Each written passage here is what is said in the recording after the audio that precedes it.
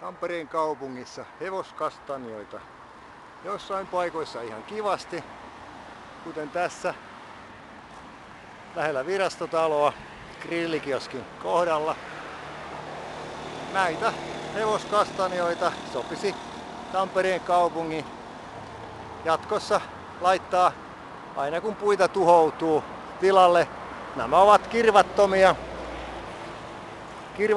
ja muutenkin kivan oloisia puita, toisin kuin erilaiset lehmukset ja muut kirvapuut, joita on muun muassa Vapaudenpatsaan luona olevassa Hämeen puistossa, joka muutama vuosi sitten tehtiin ilkeä temppu, eli uusittiin nämä lahot kirvapuut ja tuotiin nuorempia vastaavia tilalle. Eli Tampereen kaupungille nootti: jatkossa suosikaa hevoskastanjoita.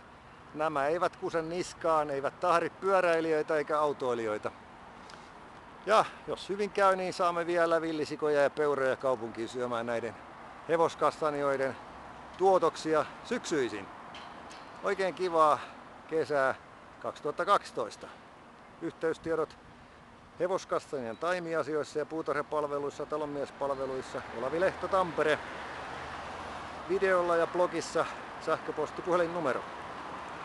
Tilaukset sopimuksen mukaan.